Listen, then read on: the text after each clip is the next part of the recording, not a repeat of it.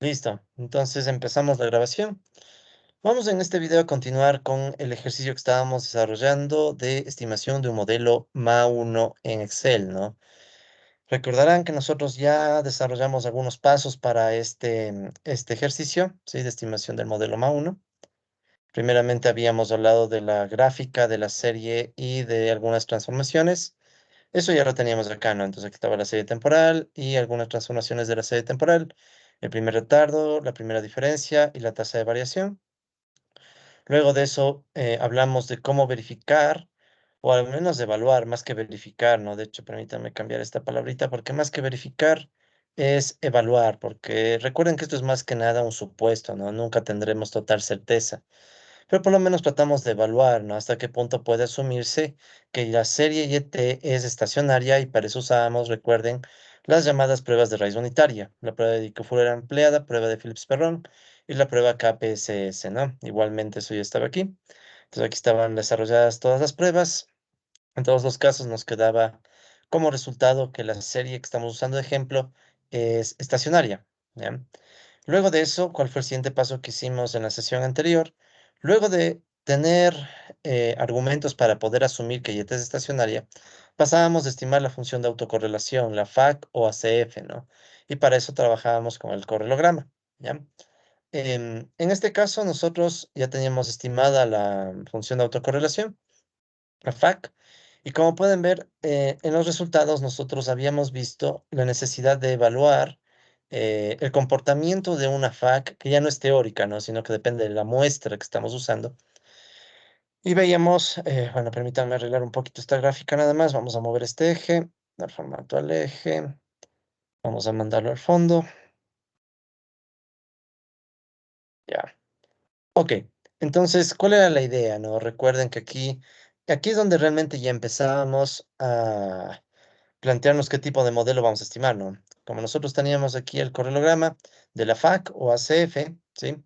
Veíamos cuántas de estas barras se salen de este intervalo de confianza, ¿sí? Entonces recuerden que este era un intervalo de confianza o una región que nos planteaba una hipótesis nula. ¿Cuál era la hipótesis nula que se planteaba en esta región?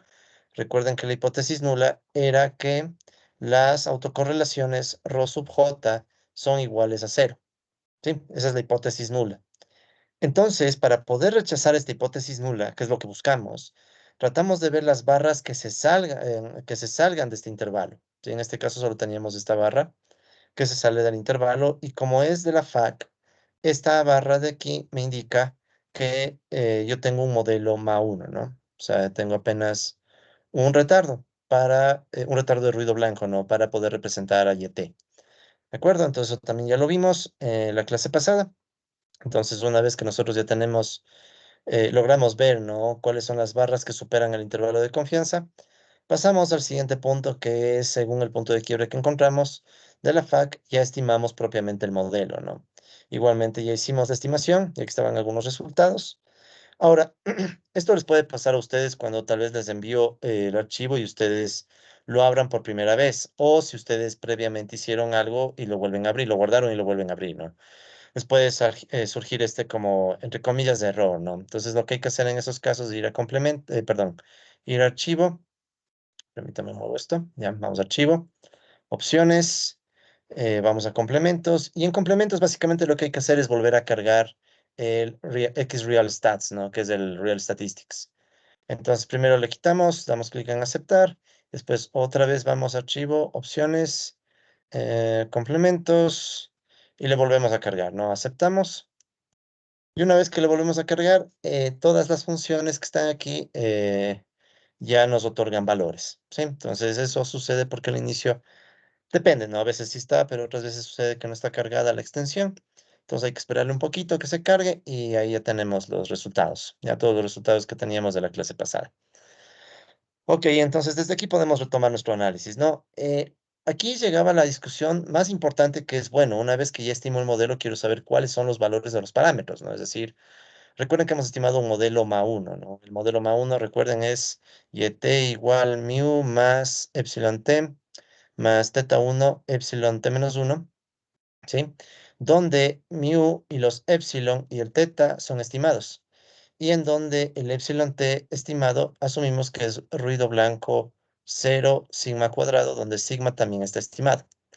Entonces venía la cuestión de, bueno, ¿dónde encuentro yo los parámetros del modelo? ¿Sí? Entonces, ustedes saben que los parámetros del modelo, por lo que vimos la clase pasada, están en este bloque, ¿no? Que dice parámetros del modelo, obviamente, ¿no? Aquí está el nombre bien, bien claro. Entonces, ¿qué hacemos con esto de aquí, no? Nosotros em, aquí revisamos, ¿no? ¿Cuáles son los parámetros que nacen de la estimación que hizo Excel? Recuerden que Excel hace la estimación a través del método de máxima verosimilitud. Veamos si está aquí. em, Dejémoslo anotando, no pongamos un asterisco. La estimación se hace a través de estimación por el método de máxima verosimilitud. ¿Ya? Este es un método alternativo, no es un método alternativo al de mínimos cuadrados ordinarios, ¿no? El de máxima verosimilitud. Por ahora simplemente lo dejamos nombrando, ya en su momento explicaremos si es que hace falta con más detalle el método, ¿no? Pero por ahora quiero, como les decía, darle un enfoque más bien práctico a la sesión. Entonces, la cuestión aquí es, ok, ¿dónde saco mu? ¿Sí? Entonces, mu de los parámetros del modelo viene a ser este coeficiente, ¿no? La constante, 3,93, ¿sí? Entonces, el mu estimado es 3,93, ¿ya? Viene de aquí, este 3,93. El teta 1 estimado vendría de este término teta 1, si aquí no nos da chance de perdernos Real Statistics, entonces el coeficiente aquí es 0,788, 0,788. ¿Ya? Entonces tenemos el mu estimado, el teta 1 estimado, y nos faltaba el sigma al cuadrado estimado. Entonces, ¿de dónde sacábamos el sigma al cuadrado estimado? Em, este de aquí, recuerden que lo sacábamos a través de el término de acá, ¿no? La raíz cuadrada del error cuadrático medio, el square root of mean squared error, ¿sí? Entonces, a través de este término, nosotros sacábamos la estimación de sigma al cuadrado, ¿no? Creo que estaba aquí, déjenme ver, sí, pero no sé por qué le puse tan abajo. Vamos la cagada, ya. Ujú. Ya, exacto. Entonces, ¿qué hacemos? Tomamos este término, ¿sí? Tomamos el término que está al lado del mean squared error raíz cuadrada, square root mean squared error, y le elevamos al cuadrado y nos quedaba 1,074. Entonces, esa sería la estimación 1,074 de sigma al cuadrado, ¿no? Entonces, ya teníamos la estimación de los parámetros, que serían, por ejemplo, los numeritos que nosotros tendríamos, por ejemplo, si estuviéramos haciendo una prueba o un ejercicio, ¿no? Mu, teta 1 y sigma al cuadrado, que son los mismos números que están indicados aquí, ¿no? Son los mismos numeritos que están indicados acá. Muy bien, entonces, una vez que ya tenemos estimado el modelo, ¿qué es lo que corresponde? Bueno, viene a darse un poco la necesidad de interpretar resultados, ¿no? Recuerden que estábamos interpretando algunos de los resultados que están aquí en los diferentes paneles. Por ejemplo, recuerden que data, permítanme aumentar un poquito el zoom, ¿ya? Entonces, por ejemplo, ¿no? Data, aquí en los resultados, recuerden que son los datos centrados, ¿sí? O sea, son los datos, muestra, aquí pueden ver que viene de B2, que son básicamente esta muestra de datos, ¿sí? Esta muestra de datos restada la media, ¿sí? Restada a G5, que G5 es la constante 3,93, restada la media, ¿ya? Entonces, esta columna de datos son los datos centrados, ¿ya? Luego ustedes pueden ver que hay otra columna que dice residuo. Este residuo es la estimación del epsilon t, ¿ya? Estos residuos son la estimación del epsilon t, ¿sí? Entonces, toda esta columna de aquí de residuos nos está diciendo más o menos cómo se comporta el término de error, ¿sí? Que nosotros esperamos se comporte como ruido blanco, pero todavía nos falta evaluar eso, no es lo que vamos a hacer hoy día. Pero bueno, esa es la idea del residuo. Vamos avanzando. Acá tenemos simplemente los valores del término constante y del teta 1, ¿ya? Si ven que aquí hay un phi que dice 0, este phi va a corresponder a cuando nosotros hagamos estimaciones con componentes AR, ¿sí? Porque recuerden, el teta viene del componente MA y los phi vienen de los componentes AR, ¿sí? Pero eso vendrá luego. Muy bien, ¿qué más tenemos? Aquí tenemos algunos indicadores, la suma de cuadrados del error, ¿sí? O sea, aquí están los errores elevados al cuadrado y sumados.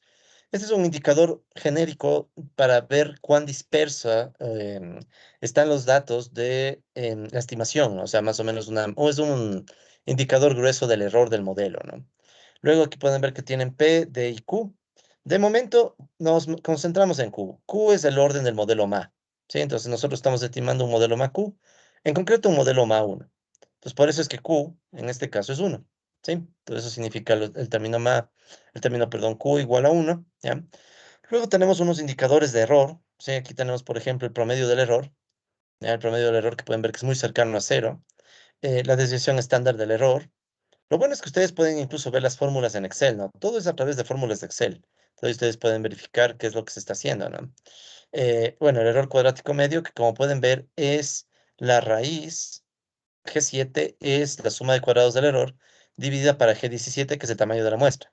Y eso nos da el error cuadrático medio, ¿ya? Y eso elevado al cuadrado ya sabemos que es la estimación de sigma al cuadrado, ¿ya? Luego tenemos el promedio de los datos quitados la media, que igualmente es bien cercano a cero, y la desviación estándar de los datos, ¿ya? Eso simplemente son indicadores. Más abajo hay otro bloque de indicadores, ¿sí? Estos de acá. Estos bloques de indicadores los vamos a dejar para luego, ¿ya? Estos de aquí no nos vamos a concentrar mucho. Por ahora, nos van a interesar cuando comparemos modelos sobre todo. Luego, más acá, como habíamos visto, tenemos, por ejemplo, este bloque que dice raíces de phi. Son las raíces del polinomio de retardo AR, es decir, son las ZAR, ¿ya? Raíces del polinomio de retardo AR. En este caso, como no tenemos componente AR, no hay polinomio de retardo AR, no hay raíces AR. En cambio, las theta roots se refiere a las raíces del polinomio MA, del polinomio de retardo del componente MA. En nuestro caso tenemos una raíz. Recuerden que nosotros estamos estimando un modelo MA1, ¿no? Y t igual mu más epsilon t más teta 1, epsilon t menos 1, que si hacen memoria el polinomio de retardo se obtendría de esta manera. Mu más 1 más teta 1L, epsilon t menos 1. Entonces de aquí el polinomio de retardo, recuerden, es 1 más teta 1L. ¿Sí? Entonces tenemos un polinomio de retardo, teta mayúscula 1L, que es igual a 1 más teta 1L, o si cambiamos por z, sería teta mayúscula 1, en vez de L sería z ma, igual a 1 más teta 1 z ma, ¿sí? Si igualamos esto a cero, nos va a dar como raíz z ma igual menos 1 sobre teta 1, ¿sí? O sea, igualamos a cero, despejamos z ma, nos va a dar menos 1 sobre teta 1, que de hecho es lo que está aquí, ¿no? Claro, aquí se utilizó una función que dice marroots, pero en realidad si verificamos este número que está aquí, que solo hay uno, ¿no? No tiene componente imaginario, solo real, es menos 1 sobre teta 1 es 0,78. Entonces, como pueden ver, sale justamente eso, ¿no? ¿Ya? ¿De acuerdo? Ok, entonces esto viene de aquí, ¿no? De que el z más es igual a 1 sobre, menos 1 sobre teta 1, ya que viene el polinomio de retardo más. Ok, entonces en pocas palabras, aquí tienen las raíces del componente AR, raíces del componente MA, y como pueden ver en estas raíces, el software se encarga de desglosar el componente real, el componente imaginario, y también nos arroja el valor absoluto que nosotros en realidad le conocemos como el módulo. O sea, esto de aquí es el módulo de la raíz. O sea, es en pocas palabras, término valor absoluto z más si quieren, ¿ya? En este caso es valor absoluto porque solo hay un número, pero si es que nosotros tuviéramos una raíz compleja, aquí nos arroja el módulo, ¿sí? O sea, aquí a Real Statistics se encarga de sacar el módulo, que bueno, será más fácil cuando lo veamos, se entenderá más fácil esto cuando veamos un modelo MA2. ¿Qué tenemos por acá abajo? Por acá abajo tenemos los multiplicadores dinámicos. Recuerden que los coeficientes psi son estos coeficientes psi sub j. ¿Ya? Que como ustedes saben, estos son los multiplicadores dinámicos, ¿ya? Entonces aquí están los multiplicadores dinámicos, donde el índice es precisamente J, ¿sí? O sea, este índice de acá es J. Entonces, miren cómo los multiplicadores dinámicos van desde 0, 1, 2, 3, 4, la distancia temporal. Y el psi sub J es este término psi. Entonces aquí pueden ver que siempre cuando J es 0, el primer término es 1, y luego tenemos un multiplicador dinámico 0,78, que si ustedes se fijan, de hecho, esto de aquí es exactamente igual al teta 1 estimado. ¿Sí? Es igual al 0,788 que está acá, y el resto son ceros, ¿ya?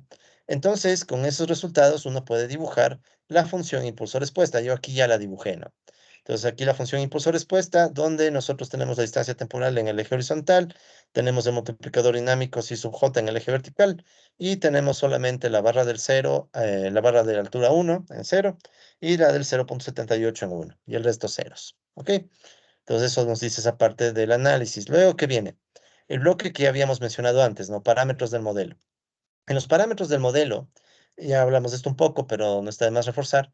Aquí tenemos algunos indicadores. Por un lado, tenemos primeramente los valores de los coeficientes. ¿sí? Entonces, una vez más, recuerden que este de aquí es la estimación del mu y el que está abajo es la estimación del teta 1, ¿sí? Son las estimaciones del mu y del teta 1. Luego pueden ver que hay otros indicadores. ¿Qué me dicen estos otros indicadores? El de aquí es el error estándar. ¿Por qué hay un error estándar? Recuerden, colegas, que todo lo que estamos haciendo es una estimación, ¿sí? O sea, más o menos, tomemos el ejemplo de mu, ¿ya?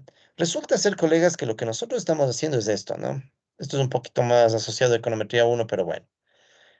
Hagan de cuenta que nosotros estemos haciendo una estimación en donde nosotros tenemos un estimado del mu gorro, ¿sí? Un estimado del mu gorro, y ese estimado del mu gorro, nosotros podemos plantearle una hipótesis nula. ¿Hasta qué punto esta estimación no es en realidad cero? O sea, ¿hasta qué punto este valor de aquí, este 3,93, no es más bien un término estadísticamente no significativo? ¿Ya? ¿A qué me refiero con eso? Nosotros aplicamos una hipótesis nula en donde digo, ¿qué tal?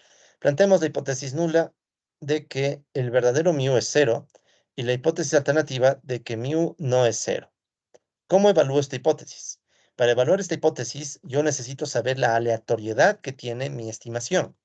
En este caso, si se cumple que el epsilon t estimado, estimado, sigue un ruido blanco gaussiano, y esta parte es crucial, gaussiano, o sea, normal.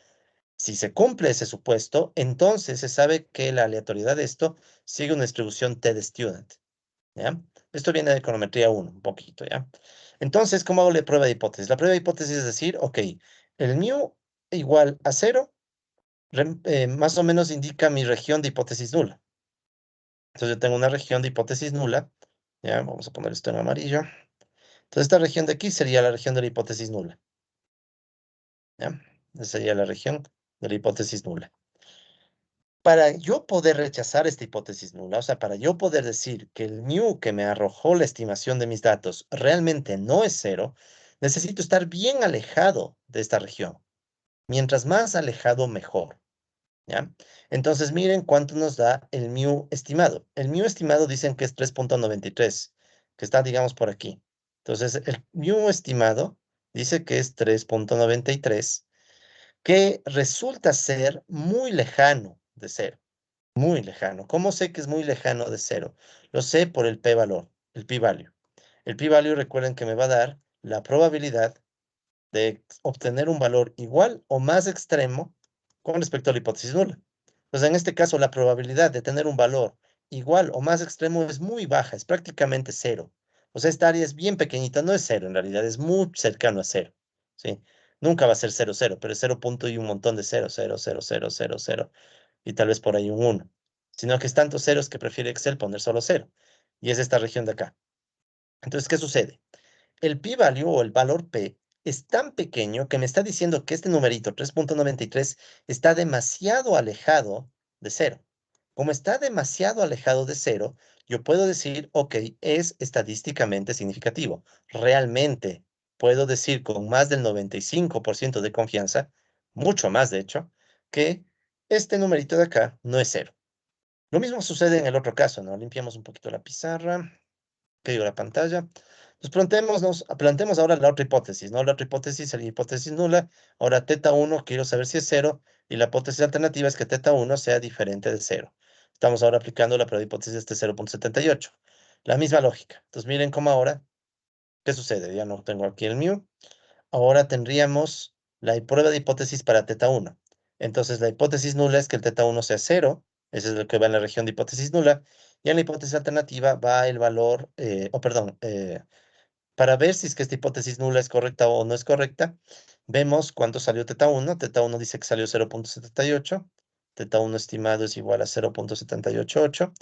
Y este teta 1 sé que está muy alejado de la hipótesis nula porque el valor P también es demasiado bajo. De hecho, miren, el valor P dice que es 1,25 exponente menos 212. O sea, en realidad esto es 0. Y casi y más de 200 ceros, 0,000000 y un montón de ceros, y ahí el 1, ¿sí? Entonces, esta región de aquí del valor P es muy pequeña, pero muy pequeña. Por ende, yo puedo rechazar la hipótesis nula con bastante confianza, con más del 95% de confianza, ¿sí? Entonces, en definitiva, ¿qué es lo que uno hace, colegas, en la práctica? En la práctica, cuando uno estima esto, obviamente que estamos asumiendo que es ruido blanco gaussiano, o sea, este supuesto es clave. Solo si el epsilon t sigue una campana de Gauss normal, entonces es válida esta prueba de hipótesis con t de student.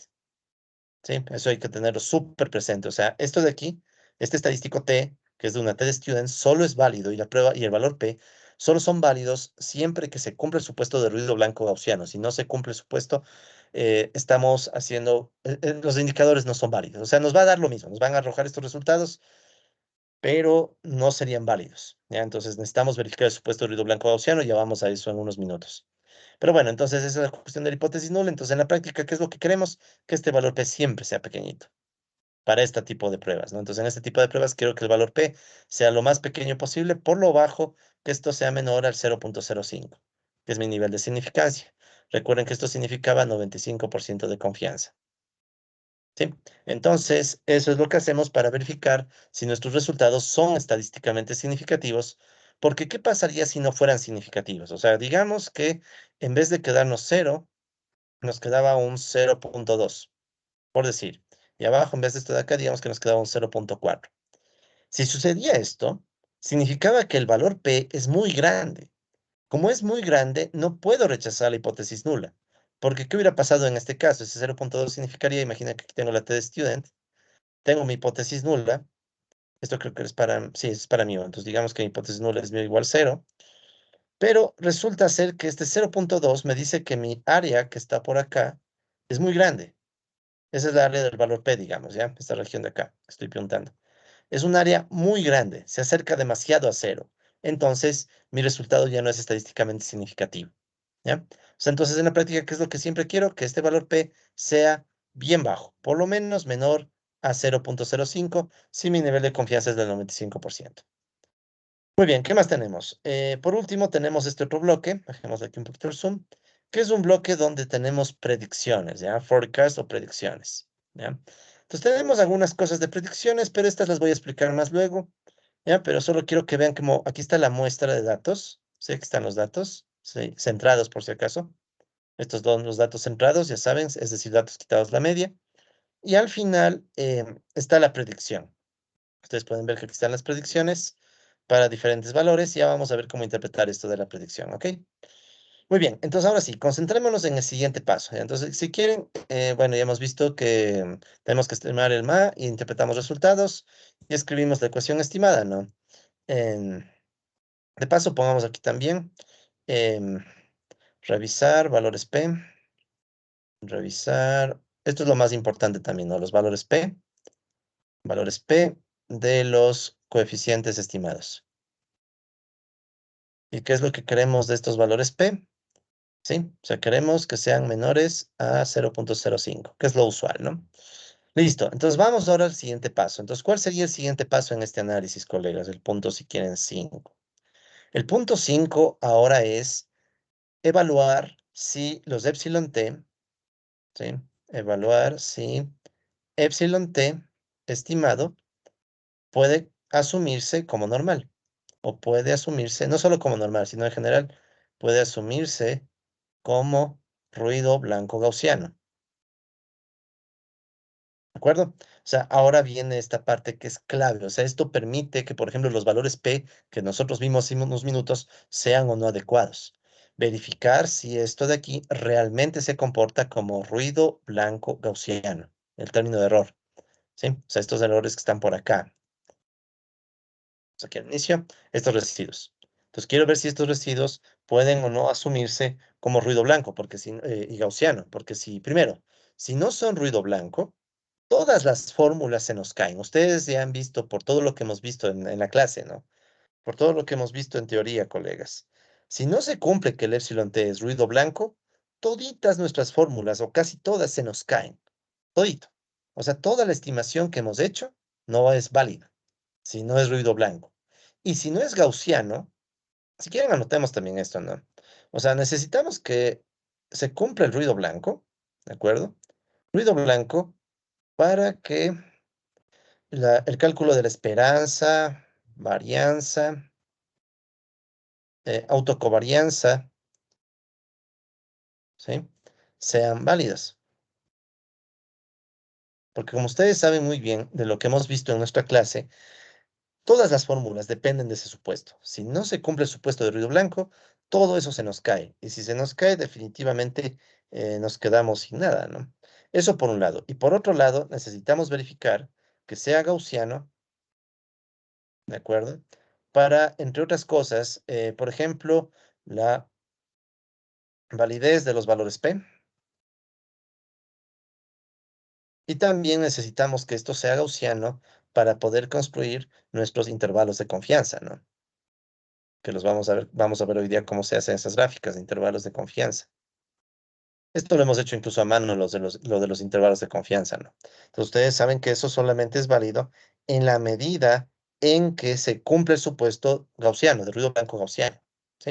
Entonces, por ahí va la cuestión, ¿no? Por eso es que nos interesa verificar estos dos supuestos. Entonces, nos concentramos primeramente bueno, en los dos, de hecho, ¿no? Entonces, vamos a concentrarnos en los dos. Para hacer este análisis, colegas, vamos a hacer lo siguiente, ¿ya? Voy a abrir una nueva hoja de Excel. En esta nueva hoja de Excel vamos a copiar los residuos, solo los residuos. Ya voy a copiar toda esta columna que dice residual. ¿Ya? Entonces voy a copiarla y voy a ponerle por un momento en otra hoja de Excel. ¿Ya?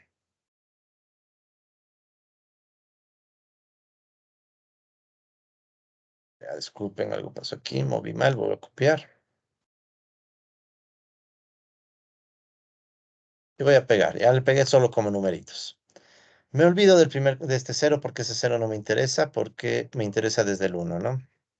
Eliminamos desde el uno, ¿no? 1, 2, 3.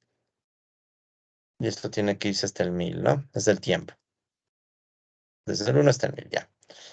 Muy bien, entonces, ¿cómo vamos nosotros a evaluar si esto es primerito ruido blanco? ¿Sí?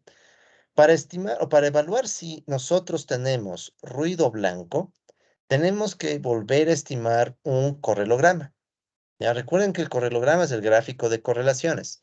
Entonces vamos a estimar el correlograma, pero de los residuos. ¿Ya? ¿Cuál es la idea, colegas? La idea es que en los residuos, en estos residuos de aquí, que son los mismos residuos que están acá, en estos residual, ¿ya? Deberíamos estar seguros que no hay patrón temporal. Primerito queremos eso, no hay patrón temporal. O no debe haber más que no hay, no debe existir patrón temporal. No debe existir, entre comillas, patrón temporal. Porque si existe patrón temporal, ya no es ruido blanco. Ustedes saben, ¿no? O sea, un ruido blanco no tiene patrón temporal. Entonces, para verificar si no tiene patrón temporal, lo que vamos a hacer es, bueno, de hecho podríamos hacerlo aquí mismo. A ver, hagámoslo aquí mismo, ya no se me va a dañar el archivo, creo. Entonces, primero vamos a hacer esto, ¿no? Vamos a seleccionar los residuos, vamos a seleccionarlos aquí mismo, ¿ya? De ahí nos vamos a complementos, Real Statistics, Data Analysis Tools, vamos a Time S, ya saben que esto es para series de tiempo, y nos vamos a correlograma, ¿ok? Entonces recuerden, hemos seleccionado la columna de residuos, ¿ya? Y vamos a pedirle que saque un ACF, una Autocorrelation Function o función de autocorrelación, la FAC, ¿ya? Le damos en OK, y esto nos va a dar como resultado la FAC en otra hoja, ¿ya? Como salió en otra hoja no me preocupa mucho, ¿ya? Entonces, ¿qué nos ha quedado aquí? Verán, permítanme solo arreglo de nuevo este eje, tal vez esto sí es un poco incómodo, pero bueno, no es gran cosa. Vamos a mover la etiqueta del eje. Vamos a ponerle abajo. Ya. Entonces miren esto. Este es el correlograma, ¿sí? Pero de los residuos o del epsilon t estimado, ¿sí? Entonces aquí sacamos la FAC del residuo, ¿sí? O del epsilon t estimado. ¿Y qué es lo que notamos, colegas? Recuerden que nosotros lo que hacemos es ver en esta FAC si los valores o las barritas que están aquí se salen o no se salen del intervalo de confianza que estoy resaltando, ¿no? Entonces, ¿qué es lo que podemos ver?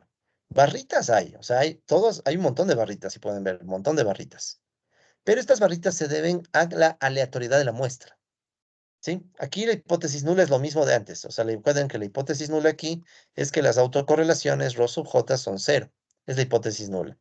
Si ninguna de estas barras se sale de este intervalo de confianza, eso significa que para este epsilon t estimado, o sea, para los residuos, no encontramos patrón temporal.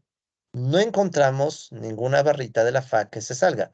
Claro, excepto el cero, este siempre es uno, pero ya sabemos que ese no sirve para nada. ¿ya? Entonces, esta es una primera pista, una primera prueba para saber que ninguna de estas barritas son importantes. Uno podría decir tal vez el 12 como que está topándole a las barras, pero es muy pequeño. O sea, realmente queremos cosas notables. O sea, quisiera, por ejemplo, ver si es que una barra así, por ejemplo, que se sale bastante, ¿no? Ahí nosotros nos preocuparíamos, porque diríamos, ok, aquí hay un patrón temporal en los residuos, se dañó. Pero no, en este caso, ningún patrón temporal aparece. Todas las barras quedan dentro de este intervalo de confianza, es decir, prácticamente son cero, son cero estadísticamente hablando. Estadísticamente hablando son cero, no son significativas, por tanto, no hay patrón temporal en en este residuo. Ya tengo una primera evidencia de que esto es ruido blanco, ¿ya? ¿De acuerdo? Entonces,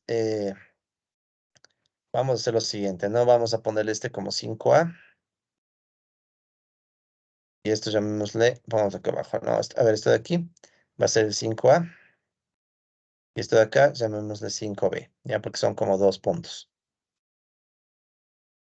Entonces, para evaluar el 5A, o sea, para ver si es que es el ruido blanco, ¿sí? Entonces, pongámosle para evaluar que epsilon t estimado es ruido blanco, aquí no meto lo gaussiano, ¿no? Entonces, para evaluar esto tenemos dos caminos, ¿no? Primerito, sacamos o obtenemos FAC del epsilon t estimado. Recuerden que el epsilon t estimado son los residuos del modelo, ¿no? Residuos. ¿Ya? Entonces, obtenemos FAC del epsilon t o los residuos y verificamos que ninguna barra se salga del intervalo de confianza.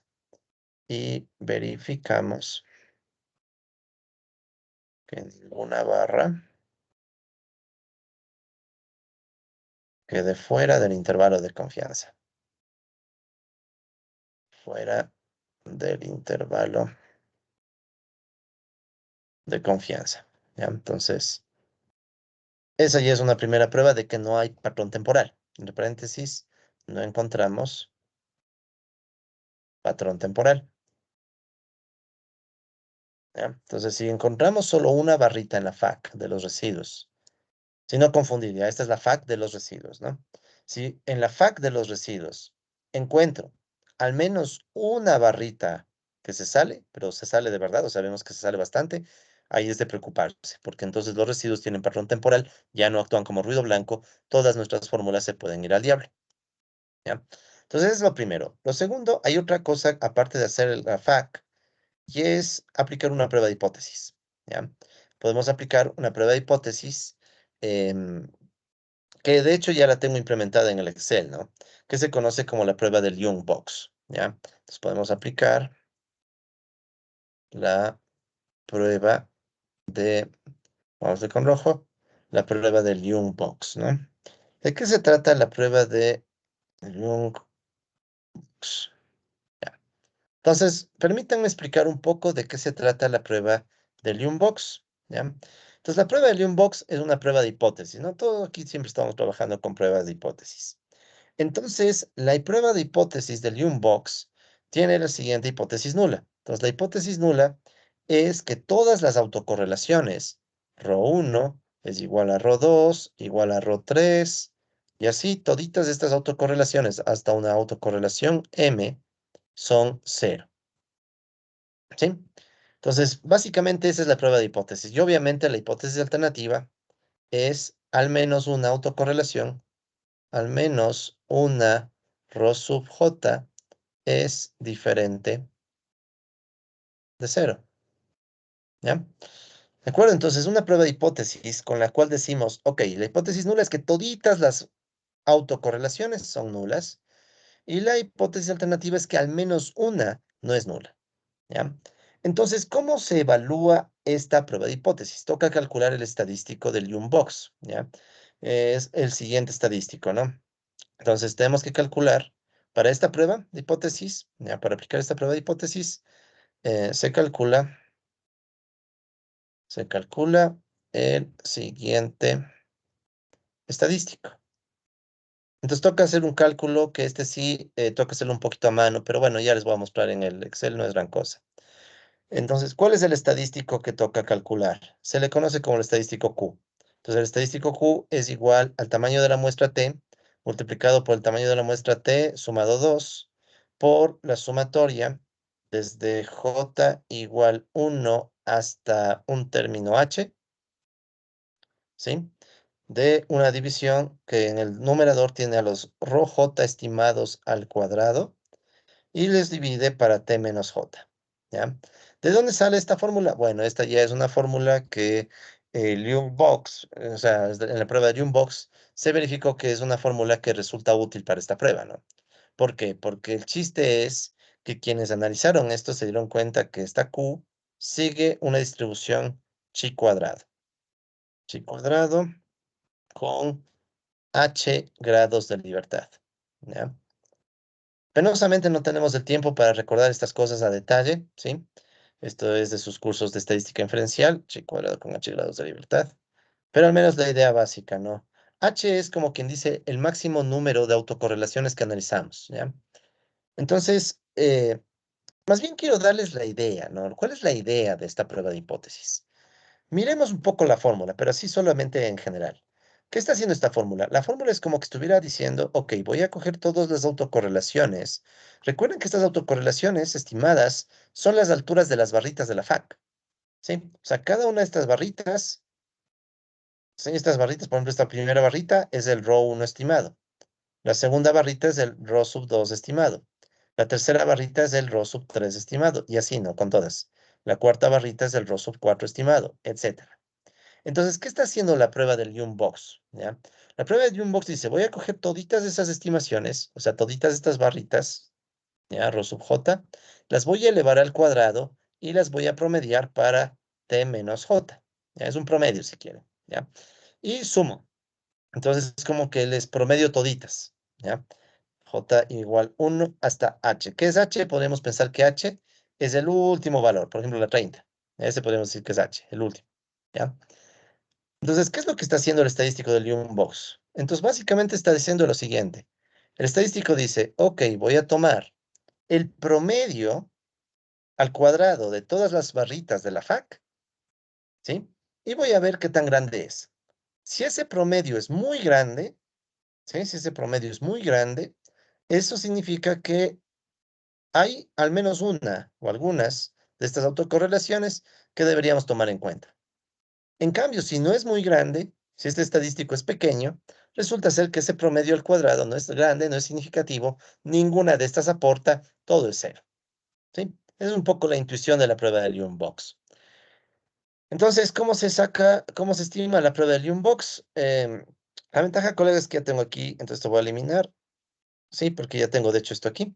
Entonces, aquí está ya lista la prueba de Box, colegas. De hecho, ustedes en realidad lo que tienen que hacer es simplemente dejarse llevar por las fórmulas. Entonces, ¿cómo va la prueba del Box? Permítanme, vuelvo a escribir la fórmula por aquí, ¿ya?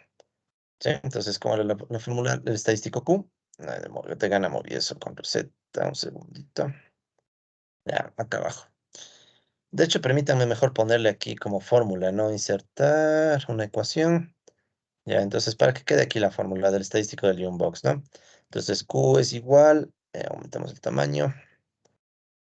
Les pido disculpas que ahorita esté haciendo esto, sino que ahorita se me ocurrió que podríamos tener la fórmula, ¿no? Del estadístico del Box. Se refiere a este de acá, ¿no? Prueba del... Aquí está la Q, ¿no? Cuando hablamos de Q me refiero a esta Q de acá. Sí, es esta Q, ¿no? La prueba de Box, el estadístico Q, ¿ya? Entonces, vamos a ponerla aquí. Antes, como les decía, esto es T por T más 2 por el sumatorio. ¿Dónde está el sumatorio? Sumatorio desde J igual 1 hasta H de una división, ¿ya? Creo que sí lo voy a poner aquí mejor, ¿ya?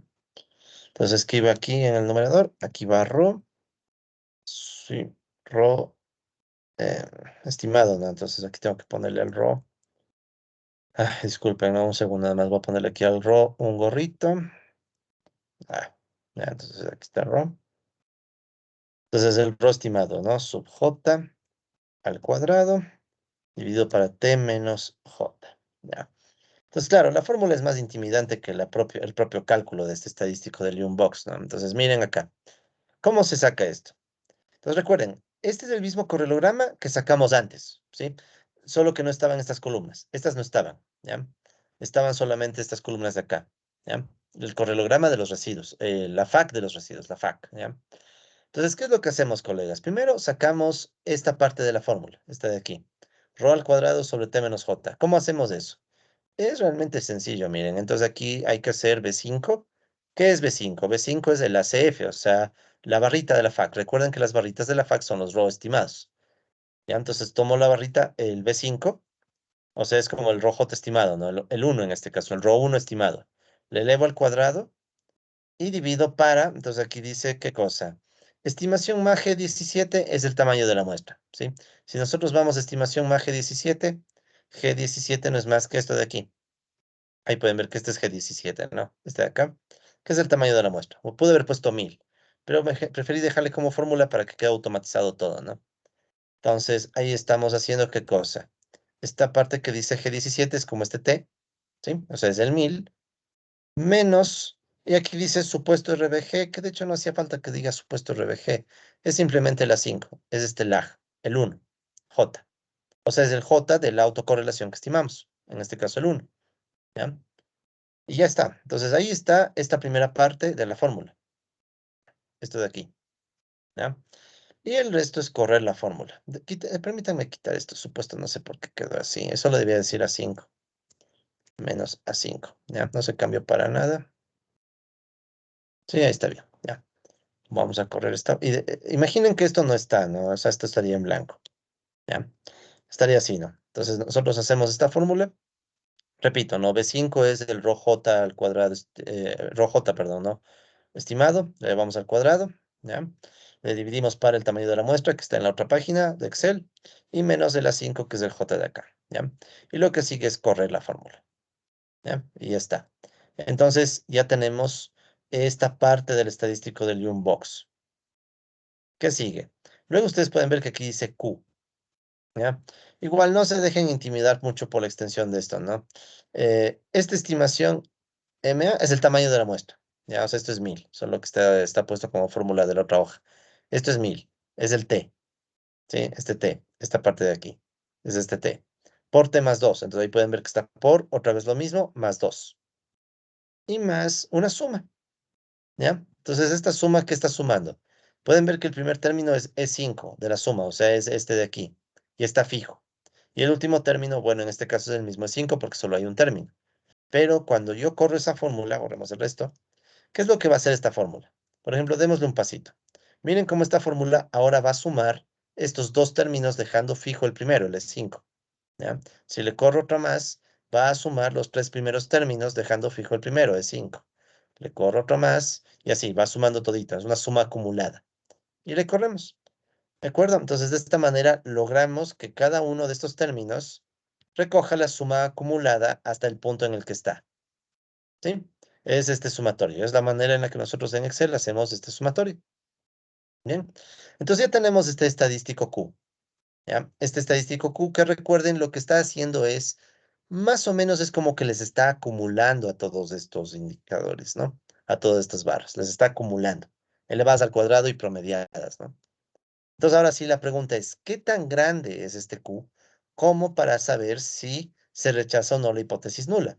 Recuerden que la hipótesis nula de la prueba de Box era H0, que todos los ρ estimados, bueno, todos los ρ, no, ρ1 dije, igual a ρ2, ρ3, toditos son cero. Es la hipótesis nula. Entonces, para poder evaluar la hipótesis nula, necesitamos un estadístico, perdón, un valor P. Entonces aquí está el valor P, colegas. ¿Cómo se saca el valor P de esta prueba? Aquí nos apoyamos con una fórmula de Real Statistics. Entonces aquí si ven está esta fórmula que dice chi SQ dist RT, ¿ya? Es la distribución chi cuadrada para sacar el valor P, ¿sí? Entonces en este caso tiene dos valores, ¿ya? Entonces aquí ustedes pueden ver que el primero es el F5, es el estadístico Q, ¿sí? El F5. Y el siguiente son los grados de libertad. ¿Cuáles son los grados de libertad? El A5. ¿Qué es el A5? El número de retardos, ¿sí? Entonces ahí ustedes pueden ver que, de hecho, lo mismo, es una fórmula que estaría en este caso así, y se corre, ¿no? Entonces, miren, toma el estadístico Q, el F5, y toma el número de retardos como grados de libertad. Y así va pasando, ¿ya? Y se corre. Entonces, ¿cuál es el chiste de esta? Este es el valor P, ¿sí? Pongamos entre paréntesis valor P, ya para no perdernos. Ya. Entonces, como saben, como en toda prueba estadística, toda prueba de hipótesis, ¿qué es lo que queremos para rechazar la hipótesis nula? Que el valor P sea bajo. Entonces, miren en estos casos, toditos los valores P son altos. 0,37, 0,62, 0,70, son altos. ¿Qué quiere decir alto? O sea, mayores a 0,05. Estos de por aquí como que pueden dejar dudando, ya el 18, el 19. Pero igual, miren, se pasan de 0,05. Se pasan. Toditos estos valores P, estos son los valores P de la prueba de Lyon-Box. Bueno, aquí está valor P de la prueba de Lyon-Box, ya no hace falta esto que ciego. Ya. Pues toditos los valores P de la prueba de Newbox se pasan de 0,05, toditos, ¿ya? No hay uno que no sea menor a 0,05. Eso significa que todos estos valores de acá, que son mayores a 0,05, no permiten rechazar la hipótesis nula, no permiten rechazar H0. Es decir, todos los de aquí me dicen, ok, este estadístico Q que está acumulando el cuadrado de estas barras no es muy grande, es más bien pequeño. Entonces, me puedo quedar con la hipótesis nula. ¿Cuál era la hipótesis nula? Que toditas esas autocorrelaciones son cero.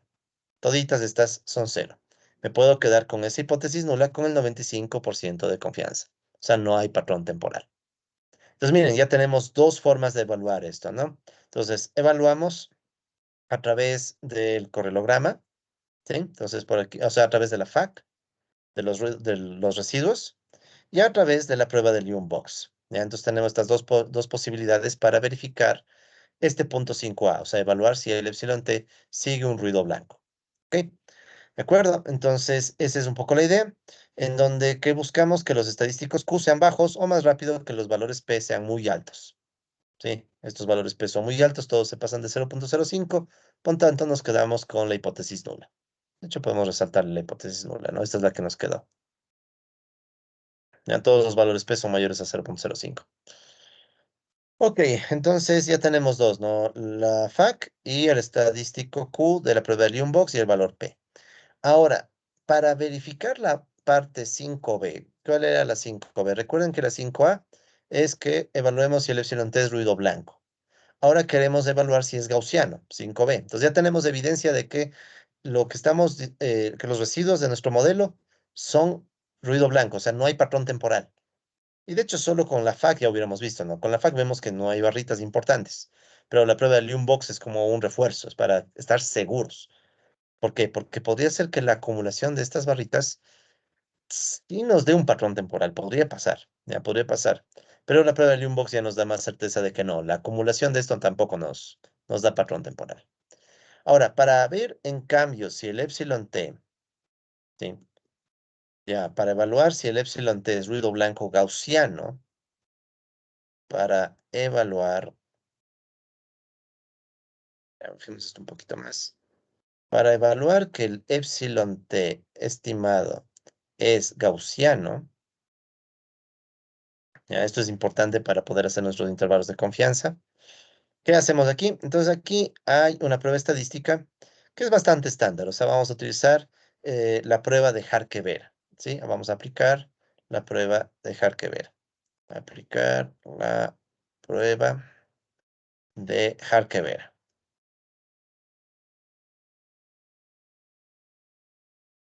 Entonces, ¿cuál es la idea de la prueba de Harke-Vera? La prueba de Harke-Vera igual es una prueba de hipótesis, colegas, con la cual nosotros evaluamos si, de hecho, pongamos la hipótesis nula, ¿no? Para no pasarnos de, no darnos, no perder tiempo. Entonces, la prueba de Harke-Vera es igual a una prueba de hipótesis, ¿ya? En donde tenemos como hipótesis nula, en este caso es el epsilon t. El epsilon t sigue distribución normal. ¿Ya? Esa es la prueba de hipótesis. La hipótesis nula de Harke-Vera es que la variable que analizamos, que en este caso es el epsilon t, sigue una distribución normal. Y la hipótesis alternativa, obviamente, es que el epsilon t no sigue distribución normal. Pues como pueden ver, cada prueba estadística tiene sus peculiaridades, ¿no? A veces nos interesa la hipótesis nula, a veces la alternativa, ya depende de cada caso, ¿no? En este caso, en la prueba de Harkevera nos interesa ver que se cumpla o que se mantenga la hipótesis nula, que el epsilon t sigue una distribución normal, es lo que queremos. ¿Sí? Porque si sigue una distribución normal, entonces ya sabemos que eso viene a ser lo mismo que decir que el epsilon t es gaussiano. Entonces ya estamos con más tranquilidad de que podemos construir los intervalos de confianza. ¿Ya? Entonces lo mismo, como en toda prueba estadística, aquí también hay un estadístico. Ya se calcula el siguiente estadístico. O sea, para hacer esta prueba, se calcula el siguiente estadístico. Entonces, ¿cuál es el estadístico de la prueba de Harkevera? Estadístico. Ya. Entonces, el estadístico de la prueba de Harkevera es el siguiente, ¿no? Le podemos llamar Harkevera, JB, y es igual al tamaño de la muestra multiplicado por, em, bueno, es una fórmula que no es muy agradable, s al cuadrado sobre 6 más c al cuadrado sobre 24, ¿ya? Donde s al cuadrado, mayúscula s al cuadrado, es igual a la media de lo que estamos analizando al cubo sobre la desviación estándar al cubo, y C es la media a la cuarta sobre la desviación estándar a la cuarta. Entonces, si ustedes hacen un poco de memoria, no, no es al cuadrado, disculpen, aquí es ese nada más. S, si hacen un poco de memoria de sus clases de estadística, quiero hacer una llave medio decente, bueno, ya. Esto de aquí es el coeficiente de asimetría. Coeficiente de asimetría. Y en cambio, el de acá es el coeficiente de kurtosis.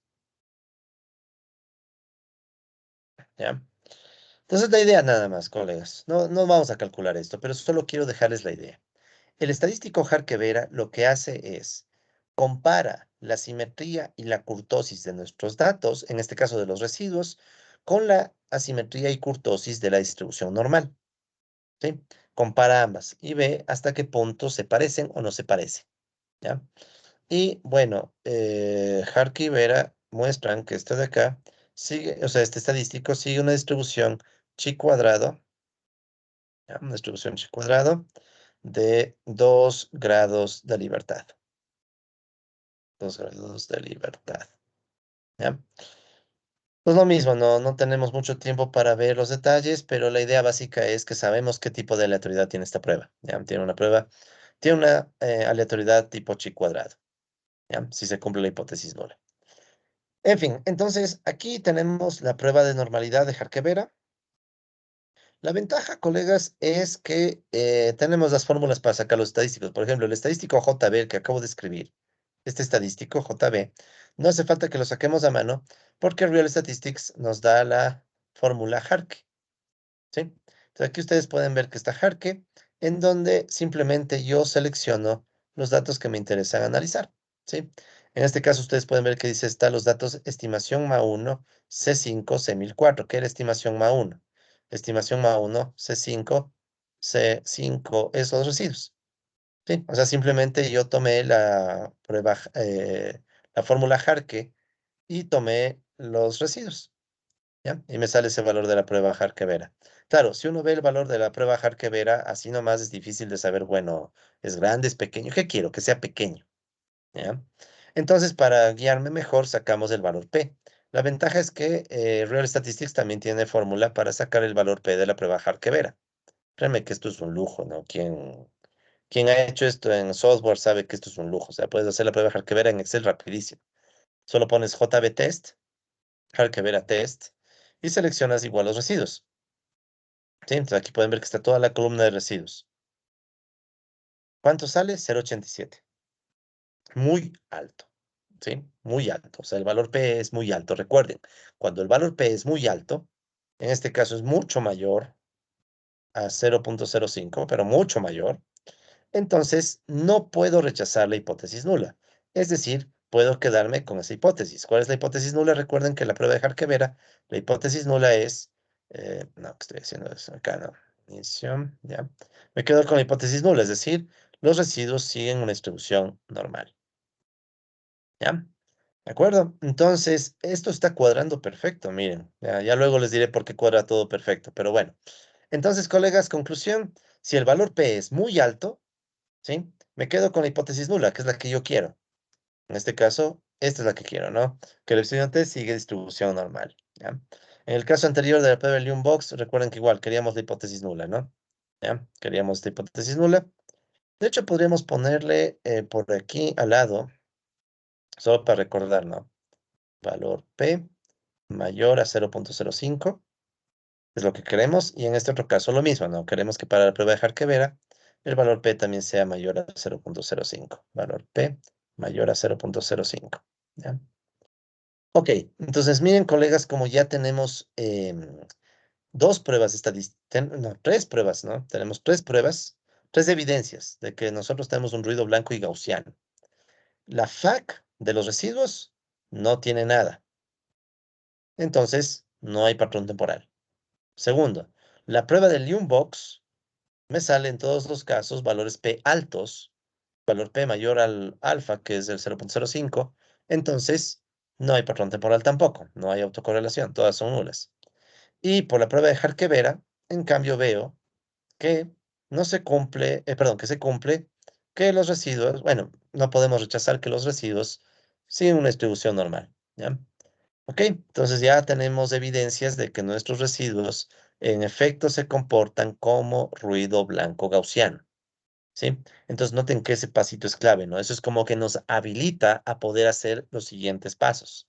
Caso contrario, si no fuera ruido blanco gaussiano, ya sabemos lo que decíamos antes, ¿no? Si no es ruido blanco, si no se olviden esto, ¿no? Si no es ruido blanco, no se va a poder aceptar las fórmulas de la esperanza, varianza, autocovarianza. Todo esto es válido solo si es ruido blanco. Y es gaussiano y por ende eso hace que los valores P sean válidos de nuestras pruebas, de todas nuestras pruebas, los valores P son válidos. Y aparte podemos sacar intervalos de confianza, que es lo que vamos a hacer ahorita. ¿Ok? Entonces listo, ya pasamos del paso 5, vamos al paso 6. Ya, déjenme solo, quiero que esto quede un poquito más. Quiero que esto quede un poquito más pegado nada más. Aunque igual se sale, ¿no? Sí, ya no importa. Bien, vamos al paso 6, colegas. Entonces, ¿qué nos pide ahora el paso 6? Una vez que nosotros ya sabemos que tenemos ruido blanco gaussiano, ¿sí? Estamos en el paso 5. Vamos al paso 6. Pues en el paso 6, colegas, lo que vamos a hacer, ¿ya? Es sacar la gráfica de la serie temporal. Ahora sí ya podemos hacer la gráfica de serie temporal con media e intervalos de confianza. La que aprendimos a hacer a mano. Intervalos de confianza. Intervalos al 95%, ¿no? Intervalos de confianza al 95%. ¿Sí? ¿Cómo hacemos eso? Entonces, miren acá. Aquí ya está todo. Aquí está todo. Entonces, miren esto. Aquí quiero primero mostrarles el resultado. ¿Ya? Entonces, miren el resultado.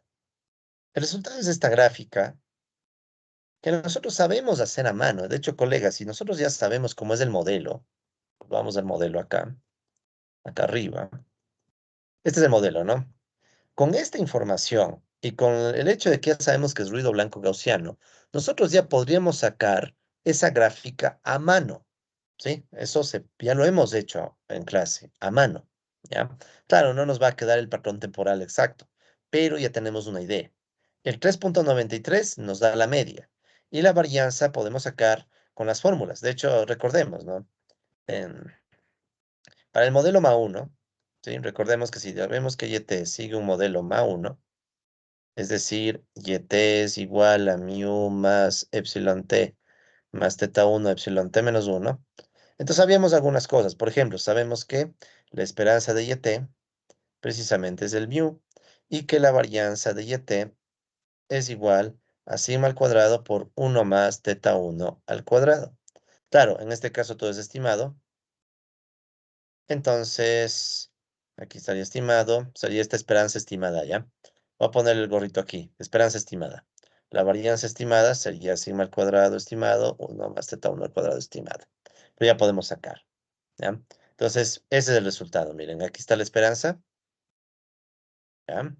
Y aquí pueden ver que ya tengo los intervalos de confianza. ¿Por qué puedo sacar los intervalos de confianza? Porque recuerden que esta varianza que le hemos llamado gamma cero, en este caso sería gamma cero estimado, me permite sacar la desviación estándar, que igual sería una desviación estándar estimada, que es la raíz del gamma cero estimado, ¿sí? Y con esa raíz yo puedo sacar los intervalos de confianza. Intervalo de confianza. Entonces recuerden que el intervalo de confianza tiene un límite superior. Como saco el límite superior recuerden que era mu más 1,96 raíz de gamma cero, todo estimado. Y el límite inferior es mu estimado menos 1,96 raíz de gamma cero estimado. Lo que hemos hecho a mano. Todo esto lo hemos hecho a mano con ejercicios en clase, colegas, pero ahora lo podemos hacer en el Excel. Sino que quería que ya de antemano vean el resultado, ¿no? Entonces aquí está la esperanza, ¿sí? El mu. Aquí están el límite inferior y el límite superior, sí, el límite superior y el límite inferior de los intervalos al 95% de confianza, ¿ya? Entonces, ¿cómo hacemos esta gráfica en Excel? Entonces, vamos bajando un poquito el zoom. Ya. Pues verán, aquí les dejo una hoja en donde ustedes pueden ver esto. Aquí yo simplemente, esto ya es más aplicar fórmulas, ¿sí? Aplicar fórmulas. Entonces, bueno, primero está YT. Si pueden ver, esta es la Y original, esta es la serie temporal, ¿sí? Esta es la muestra que va desde 1 hasta 1000. Ya, permítanme quitar esto de acá. Sí, entonces esta es la muestra que va desde 1 hasta 1000, el YT original, ¿ya? Luego, al lado del YT original, ¿qué está? Está mu, ¿sí? ¿De dónde saqué mu? Mu es el 3,93 que está, de hecho, en este cuadrito. Aquí ven que saqué parámetros estimados del MA1. Lo que estábamos haciendo a mano, ¿no? Aquí ya lo saqué. Entonces aquí pueden ver que está el mu, el 3,93 que sale de la estimación MA1, o sea, de la hoja de estimación del MA1, ¿sí? Teta 1 estimado, tal vez aquí faltó poner los gorritos, pero bueno, ya a estas alturas lo de menos. Pongámosle solo para que quede claro que es estimado, ¿no? Mu estimado, teta 1 estimado, sigma cuadrado estimado. Recuerden siempre que son estimaciones, ¿ya? No son. Nunca tenemos el valor exacto, nunca, nunca. En econometría jamás tenemos valores exactos, colegas. Siempre tenemos estimaciones, ¿ya? Y si son estimaciones, dependen de supuestos. El supuesto de ruido blanco gaussiano, ¿no? Ese es clave. Si es que no se cumple nada de lo que estamos haciendo, valdría, ¿ya? Por más Excel que usemos, ¿ya? Por más software que usemos, si es que el supuesto de ruido blanco gaussiano no se cumple, o sea, si no pasábamos, o sea, si esta hojita, permítame ponerla en rojo, ¿ya? Porque esta es la que habilita todo. O sea, esta hoja de aquí, el hecho que la FAC de los residuos no tenga nada, el hecho de que la prueba del Box se quede en la hipótesis nula y el hecho de que la prueba de Harkevera también se quede en la hipótesis nula, es lo que nos habilita a hacer todito el resto. Si no se cumplen estas condiciones, colegas, todo lo que sigue simplemente no tendría sustento, por más software que usemos. ¿De acuerdo? Pero bueno, sigamos. Entonces, como les decía, el mu viene de acá. Aquí yo ya saqué el mu estimado. Aquí ven que también ya saqué el teta 1 estimado. Si ven que todo esto viene de la hoja de estimación MA1, ¿no? O sea, de la hojita de estimación de acá. Y el sigma cuadrado estimado, que ven que es este es el error cuadrático medio, la raíz cuadrada del error cuadrático medio elevado al cuadrado. Bueno, y son los valores que ya conocíamos, ¿sí? ¿De acuerdo? Entonces aquí están los parámetros. Bueno, aquí pongo el nivel de confianza. Y miren, aquí está el número de desviaciones estándar cuando yo quiero este nivel de confianza del 0,95. Le automaticé, ¿no? Aquí está una formulita que dice inversa normal estándar. ¿Qué hace la fórmula inversa normal estándar, colegas? La fórmula inversa normal estándar, que está aquí, me permite sacar justamente ese 1,96. Recuerden que el 1,96 es el que aprendimos en los libros de estadística, ¿no? Hace años, ¿no? En donde decíamos, ok, si yo tengo una campana de Gauss, en esta campana de Gauss, digamos que es la distribución normal estándar con media cero, desviación estándar 1. Entonces, si yo quiero que aquí esté el 95% de confianza, ¿sí? Si yo quiero que en esa región esté el 95% de confianza, tengo que elegir 1,96 y menos 1,96 desviaciones de estándar, ¿ya? Eso que lo aprendimos así a mano o en un librito, resulta que en Excel se puede calcular exactamente con esta fórmula, inversa normal estándar, y bueno, haciendo unos pequeños cálculos que son lo de menos, ya está automatizado. Entonces, exactamente no es 1,96, es 1,95, 99, 63, pero bueno, de a 1,96. Lo interesante de esto no es que esté esta fórmula. Lo interesante, colegas, es que aquí ustedes, si quieren, pueden cambiarle, por ejemplo, el 0,99. Si ustedes quieren, le cambian al 99% de confianza en vez del 95% y todo se les va a mover. O sea, ya está automatizado. Miren, por ejemplo, qué pasó con las bandas de confianza aquí. Epa, disculpen, ¿ya? Entonces, miren qué sucede con las bandas de confianza. Se amplían, ¿sí? Si no lo vieron, si no se vio ese efecto, veámoslo otra vez, ¿no? Aquí le puedo coger, bajémoslo otra vez al 0,95 y van a ver cómo las bandas se acortan, ¿sí? La distancia se acorta. Entonces, miren, para el 95% de confianza tengo estas bandas. Si le aumento el nivel de confianza al 99, las bandas se hacen más grandes, recogen más datos, ¿sí? Porque tengo más confianza. ¿Sí ven? Entonces, mientras más alto sea el nivel de confianza, mayor nivel de confianza, mayor nivel de confianza, las bandas se van a ampliar, ¿sí? El intervalo es más grande, ¿ya? Nosotros nos quedamos con el estándar, que es 95%, pero ya ven que pueden cambiarle si desean, ¿no? Entonces, volvamos al 0,95, ¿ya? De hecho, cuentas al 0,99. Al punto 99 pueden ver que es 2,58, ¿no? 2,575, etcétera. Lo dejemos de 0,95. Ya. Ok. ¿Qué más? Aquí pueden ver que están algunos cálculos, ¿no? Incluso aquí les he dejado las fórmulas. Las fórmulas, ¿no? Las que hemos visto en clase. Esperanza y t es mu. La variancia de t es gamma cero, que es sigma al cuadrado por 1 más teta 1 al cuadrado. La desviación estándar es la raíz de gamma cero. Eso está aplicado aquí, ¿no? Entonces, la esperanza es mu. La varianza es, aquí sí ven que está h7, que es sigma al cuadrado por 1 más h6, teta 1 al cuadrado. La desviación estándar, que es la raíz, ¿sí? El límite inferior, que es mu. O sea, la esperanza, ¿no? El K4, que es mu, menos 1,96 por K6, que es la desviación estándar, el límite superior, que es mu, K6, perdón, K4, más el 1,96, que es I2, por desviación estándar. O sea, todo lo que hemos visto, colegas, en clase, ustedes lo pueden ver aquí, ¿no? Mi recomendación es que ustedes ya con calma vean cómo se armó esta hoja. Sí, aquí sí ya solo les comento porque son cosas que hemos visto en clase. Solo está hecho en Excel. ¿Ya? Y la gráfica, bueno, es una gráfica, ¿no? Aquí está, como ven, el límite inferior. Simplemente lo copié y lo corrí. Y el límite superior, no. Igualmente lo copié y lo corrí, dejando constante el valor. ¿Ya? Y el resto es hacer una grafiquita en Excel, ¿ya? Ustedes tal vez lo pueden hacer hasta más bonita. Yo hice un poco al apuro, pero bueno.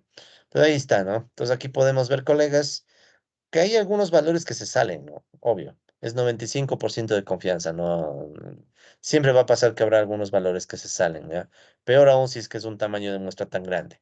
Pero pese a ello, podemos decir que estas bandas no están haciendo tan mal el trabajo, ¿sí? O sea, nos dan cierta confianza estas bandas de que los datos van a estar por ahí.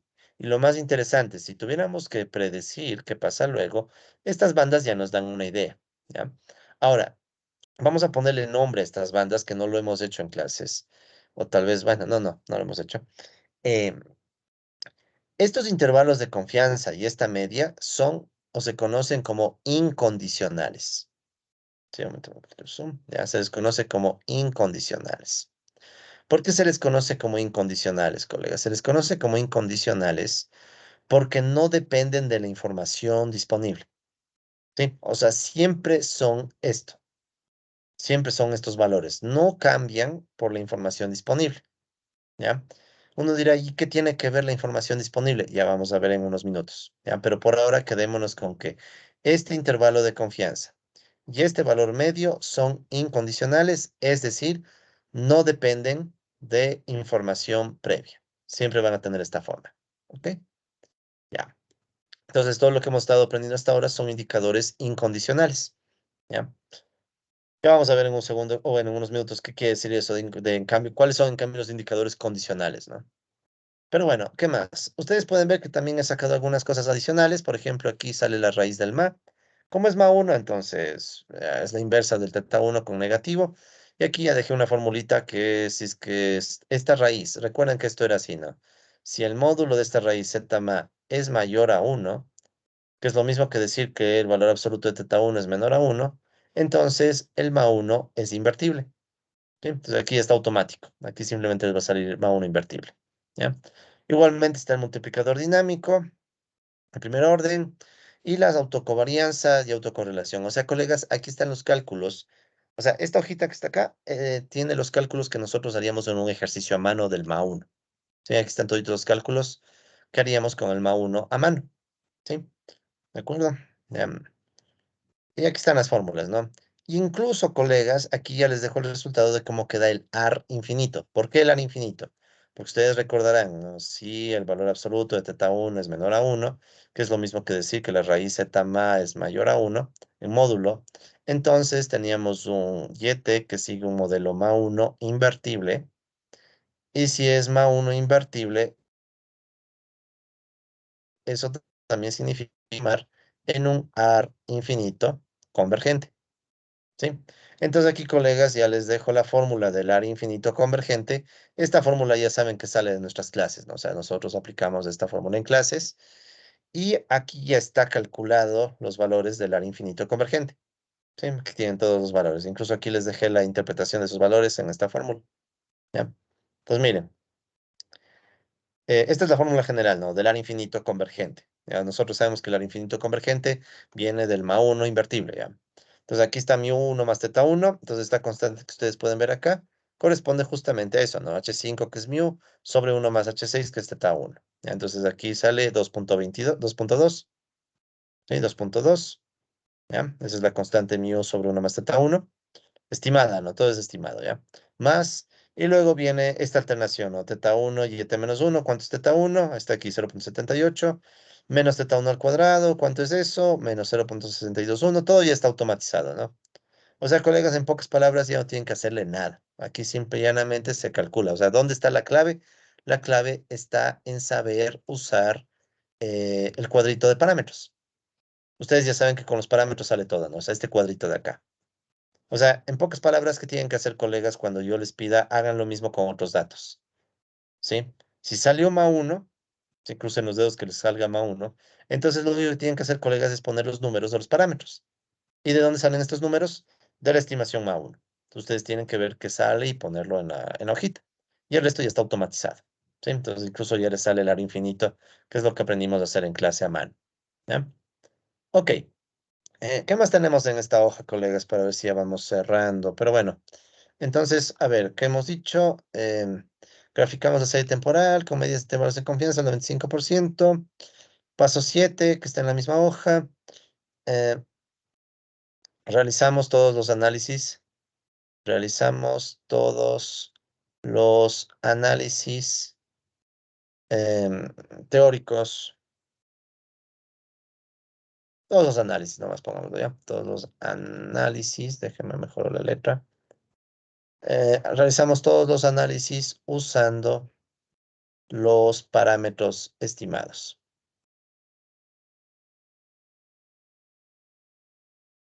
Estimados. ¿Qué me refiero por esto? Por ejemplo, bueno, lo que está acá, ¿no? O sea, por ejemplo, raíz del ZMA, multiplicador dinámico, autocovarianza, autocorrelación, área infinito, etcétera, ¿no? Todo lo que está en la hoja, que de hecho, colegas, ya no tienen. Tal vez arreglar el formato para que esté más bonita, pero ya está todo. Sí, todo está aquí listo. ¿Qué más tienen en este documento ya para ir cerrando? Fíjense que aquí dentro de ese análisis también les dejo el círculo unitario, el famoso círculo unitario que hemos visto tantas veces en clase, ¿no? Entonces miren cómo aquí está el círculo unitario. Aquí incluso, colegas, les dejo las coordenadas para que ustedes puedan dibujar el círculo unitario. Sí, aquí están componentes reales e imaginarios. Créanme que no estuvo tan fácil, ¿no? O sea, tocó hacer algunas consultas en internet para ver cómo dibujar el círculo unitario en Excel, pero aquí está, el círculo unitario. Entonces aquí pueden ver el círculo unitario y aquí está la raíz zeta ma. En este caso recuerden que es un modelo ma1. Como es un modelo ma1, solo hay una raíz zeta ma, ¿de acuerdo? Zeta ma1, ¿ya? Y esa raíz solo tiene componente real, menos 1,26. Recuerden eso, ¿no? O sea, la raíz zeta ma en el ma1 es menos 1 sobre teta 1, ¿ya? Entonces eso nos quedaba menos 1,26. Si ven que esto de aquí lo saqué, de hecho, del cuadrito de estimación ma1, ¿no? ¿Ya? Y aquí está la gráfica. Entonces aquí ustedes pueden ver que la raíz z ma1 es este punto que queda fuera del círculo unitario, ¿ya? Entonces ustedes, colegas, ¿qué tienen que hacer? Cambiar estos valores. No tienen ni para qué tocar esto de acá. Ya está todo listo, ¿no? Está listito. ¿Ya? Pero ahí pueden ver los detalles, ¿no? Tocó hacer algo a radianes y algunas cosas, pero bueno, ya es lo de menos. Entonces ahí está la gráfica del círculo unitario y la raíz que queda afuera, ¿no? Bien. Finalmente, colegas, tenemos los análisis de predicción, ¿ya? Entonces tenemos predicción dentro de la muestra y predicción fuera de la muestra, ¿ya? Entonces miren, colegas, estos solo son gráficas, ¿ya? Entonces aquí pueden ver que hay unas gráficas bien interesantes. ¿De dónde saco estas gráficas? Todas estas gráficas vienen de estimación MA1, de esta hojita. O sea, son estos cuadros de acá, donde está el forecast, ¿sí? Entonces, por ejemplo, ¿no? Aquí ustedes pueden ver que tengo la muestra centrada. ¿Cuál será la muestra centrada? Son básicamente los datos centrados de estimación MA1. Recuerden que en estimación MA1 estaban los datos centrados, o sea, estos datos, esta data, ¿ya? Entonces, la gráfica que están viendo aquí simplemente son los datos centrados, ¿ya? Esa es la muestra original, quitada la media.